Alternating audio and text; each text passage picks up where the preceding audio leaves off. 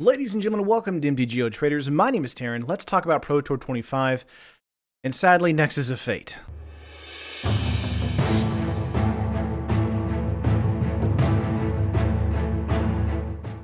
So Hot Sauce Games is the one to take the crown at Pro Tour 25. That is Alan Wu, Ben Hull, and Gregory Orange. Love that last name, man. Very awesome to see them do that. Lots of great deck lists from them as well, and lots of great deck lists throughout all of the Team Pro Tour. Before I get into Nexus of Fate talk, Team Pro Tours definitely need to happen again. Like, this needs to be like a every summer thing because there's so much fun to watch, for one, but also for two, all of the coverage isn't revolving around limited play, and that is a godsend. Limited play is so boring, guys. Please do more team stuff like this. Do more focused stuff like this. I feel like every single match, I was on the edge of my seat. I was really enjoying it, and I was really enjoying being able to bounce between different formats really quickly, really snappily, and just having a ton of fun just watching everyone play their decks the way they should be played, obviously, and just enjoying myself. Now, you saw the headline of this video, you saw the thumbnail. Let's talk about Nexus of Fate. If you guys don't know, Nexus of Fate is a buy a box promo card that you can only get at a WPN store in paper, and if you were playing Magic Online, you can only get that in treasure chests. It's not even like available anywhere else except for treasure chests in Magic Online.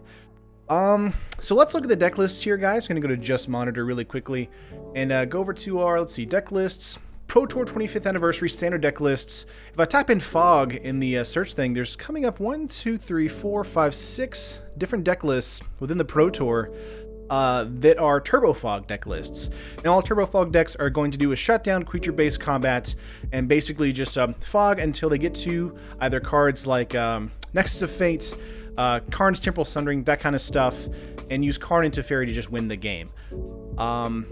The problem here is that Nexus of Fate is a card that's a buy box promo, so there's kind of this weird issue where there's a limited supply of the card. You can't play them actually in like actual Pro Tours. There's actually moments on camera where they actually had mountains sleeved, like with the word Nexus of Fate written on top of it, because they couldn't play the card on camera because it's only in foil. It's only available in foil on paper, guys. I don't understand this, how we got to this point, but we're here. Also the other thing here on all the deck lists, on all 5 of these deck lists, it's a complete 4 of, like, in every one of these deck lists. So I go down here, oh, here's Li Shiqian's, okay, let's go here, oh, there's 4 Nexus of Fate, great, let's go to this next deck list here. Okay, let's go Raphael Levy, let's go to this, 4 Nexus of Fate once again. Now, they're all kind of doing the same thing, fogging and then going Nexus of Fate. They're all kind of called Turbo Fog as well. Benjamin Rubin, yep, 4 Nexus of Fate right there. Yeah, so you kind of have this issue where a lot of really good players were playing it in the Pro Tour. You saw it on camera do really well, and also go like 3 turns in a row doing Nexus of Fate with Nissa, Steward of Elements. So this is kind of what we've come to. Let's go to the actual price here on MTG Goldfish. Nexus of Fate buy box promo in paper is $43.99, making it the most expensive card in Standard right now. The most expensive, second only, or first only, and then second place is Teferi Hero of Dominaria coming in at $34.97. This trumps it at, let's see, what, almost $4? No, wait, 43, math is hard, almost a $10 difference. Just guys, and also, by the way, since you can only get Nexus of Fate on MTGO through treasure chests, it's also 35 tickets on MTGO as well, so it's super expensive there as well. We're basically looking at a reserve list card in Standard, and I don't really know how to like deal with that. It's kind of insane. So I just, you know, I'm kind of flabbergasted. I'm honestly kind of stunned that this is an issue, that this happened to begin with. Let's go back to the actual just camera here real quick. So I kept seeing Saffronov talk about it. He had his streams, of course, on MTG Arena.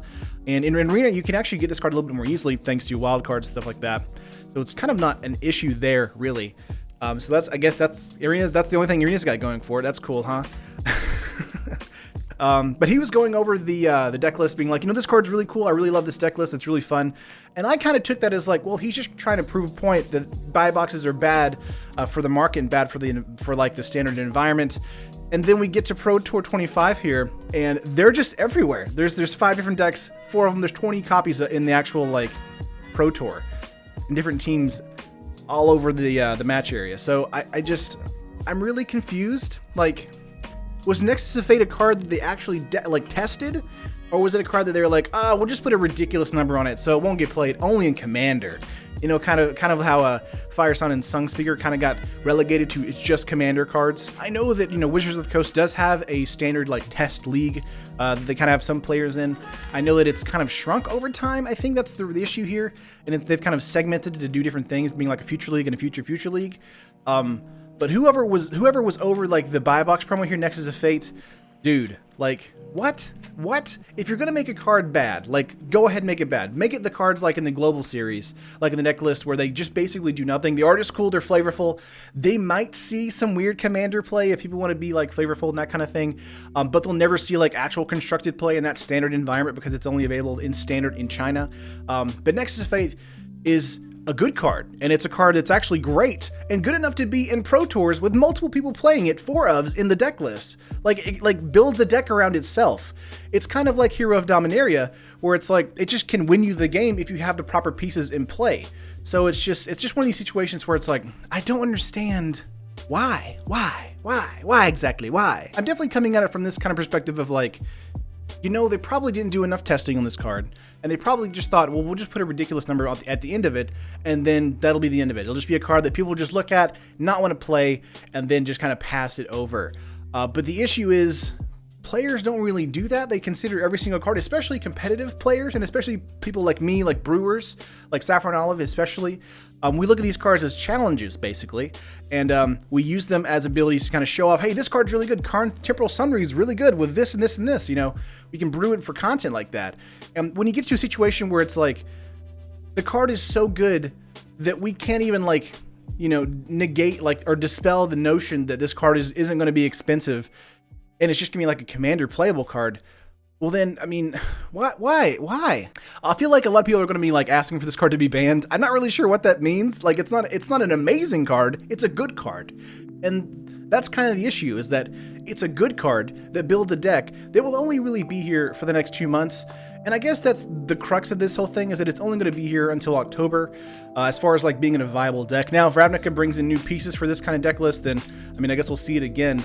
But for the next 2 months, this card is going to be probably the most expensive card in Standard, and that's just kind of like maddening. It's basically a card that's like a reserve list card. You can't get it anywhere else unless you bought a box at the beginning of the format, and or you want to pay $43 for a card that's going to be built around a specific deck list. I've interviewed Blake on the channel in a MTG creators thing. He talked about buy box promos and kind of their application of that. And I kind of agree with them. I think they're really cool for like, you know, local game stores, kind of bringing people to that demographic. The issue then becomes though is that if the card is so good that it's a card that's going to see play in a format like the Pro Tour, then you probably should have more copies than just like the couple thousand or 100,000 that you printed for the initial box run.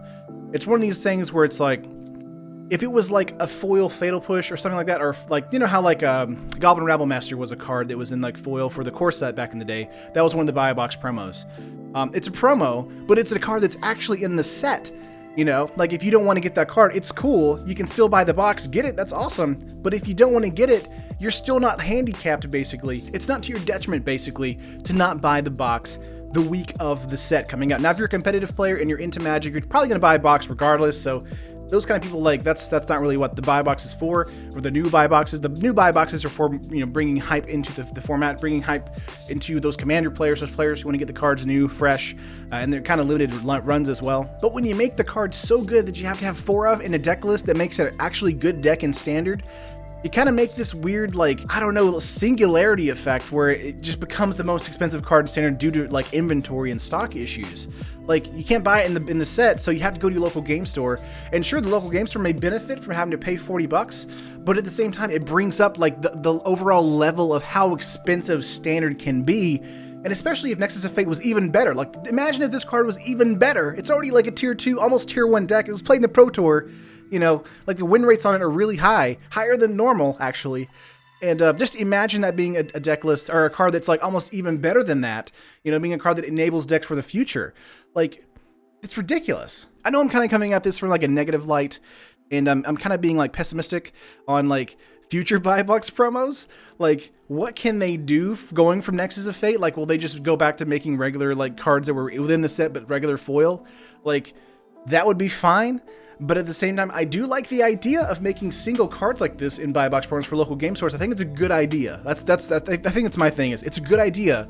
But I think if you make them like this, where it's just like just over the edge of just good enough to be in standard, then it's a card that's probably going to see play, and it might often make it into a Pro Tour where you have to like sideboard in or sleeve in, you know, mountains in a deck list on camera to, you know, to show, hey, like the card is so like good and limited in supply, and we didn't print any like regular copies of it. We have to on camera show to all of our new viewers that are trying to get into the game that this card is so rare that we actually only have foil copies of it, and we can't play it within the deck list itself. But let me bring it back a little bit. Let me bring it down. I don't think Nexus of Fate is going to be an issue after, obviously, this Pro Tour. It's going to spike. Sure, it's going to spike and probably be there for a while, thanks to hype, thanks to newfound interest, thanks to people like me talking about it, obviously.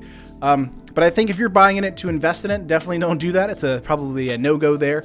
Because one, WotC could just print out more stuff like, oh, the next Friday Night Magic's going to have all Nexus of Fates, you know, that kind of thing. They could flood the market. And that might help. You know, that could probably help. Definitely bring down the price, of course, and that inflation. I think that, you know, in 2 months, the deck rotates basically and becomes useless. That's another, like, kind of situation that could happen. But also, I think that the Nexus of Fate, like, deck is just kind of a flash in the pan style deck. It probably won't see much play outside of, like, maybe, like, 1 or 2 people wanting to play with it in, you know, local game stores. But at the same time, it's like, would your local game store even have Nexus of Fates in stock there? Well, you have to buy it, like, at a big box store online, or big game store online, for a card that you should have gotten at a local game store. You see how it kind of makes no sense now? Like, the secondary market kind of ate this, and now they resell it on, like, you know, Card Kingdom or whatever. I'm not saying they're bad. I'm just saying, like, they're part of the system. You know, and now you have to buy it from them at a marked up price because you didn't buy a box. And I mean, I guess that could be a weird way of, like, rewarding players for buying boxes at the beginning of a new set or a new, you know, new rotation or format or whatever. But it just seems really bad. Like, it just seems really negative to your, like, consumer base when people are trying to play cards, they're trying to get into the deck list, they're trying to build decks, they're trying to get into Magic, they're trying to be excited about Magic, and you look at it, and Nexus of Fate is a $43 card, almost, you know, inching close to $50 in Standard, and it kind of just brings the price of Standard up overall. Like, everyone just all the things just start ticking the boxes, they start going up and up. Like, let me look at this this deck list here. I think the deck list, let me look here real quickly. Yeah, the Turbo Fog deck that David Williams ran was $459 in Standard. So, help? He had 4 Nexus of Fate, 4 Teferi, and that's definitely what's going to be upping the price here. He had some Brawl on the sideboard, and then of course some dual lands. But everything else was probably, you know, $1 or $2, $1 or $2. And, you know, a couple pennies here or there. But, you know, Teferi, I can understand. Teferi's a tier 1 card. Teferi's very, very good. Kind of turns on a lot of control decks. Is good in multiple formats even. Good in Modern. The problem here is that we can get Teferi. We can get plenty of Teferi. Like, it's a card that's expensive because it's such a good card, even though it's going to be opened a lot. You know, like the inventory of that card is going to be opened a lot. But you can't get a lot of Nexus of Fate, you know. You can't get 100 Nexus of Fate. You can't get, you know, 200. You can just get, you know, barely a handful from your local game store, if they even have it, you know. I don't know, guys. It really kind of just depresses me because I was really, like, rooting for buy box promos. I think it's a good idea. I think they're something that can be dangerous, definitely, just like this situation is proving here. But I think that's something that ultimately, if they test correctly... If they deck test correctly and say, you know, oh, well, let me build this Nexus of Fate deck. Let's make it a turbo deck and let's put it up against red like aggro. Let's see how that does. And if it just, like, demolishes that deck, like 70% win rate demolishes that deck, you should probably not, like, print Nexus of Fate or make it maybe 8 mana or 9 mana or whatever to make it a card that won't be played in Standard. Kind of like Omniscience is a card that's, you know, amazing in other formats, but is not used in Standard because it's so expensive. So I don't know, guys. I appreciate your thoughts on it. Leave them in the comments down below. As always, like it if you like it.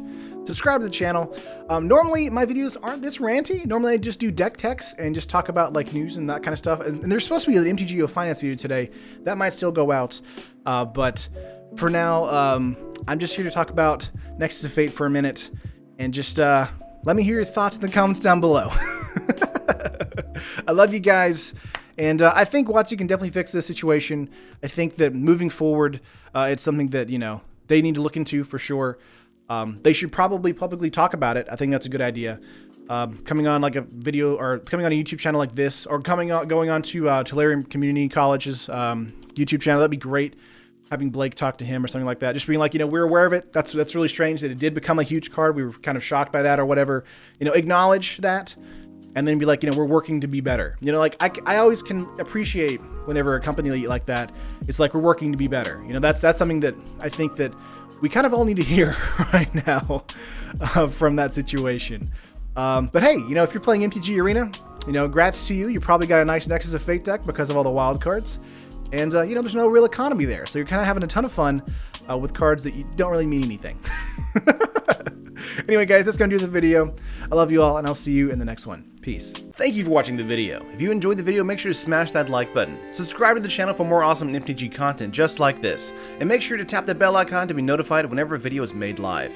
If you want to keep watching content, here are 2 more videos for you. This video and many others are sponsored by MTGO Traders and Cape Fear Games. Buy and sell digital singles to build your online collection today with MTGO Traders, and get your paper singles, accessories, and much more from Cape Fear Games. Whatever your Magic needs, both places have you covered.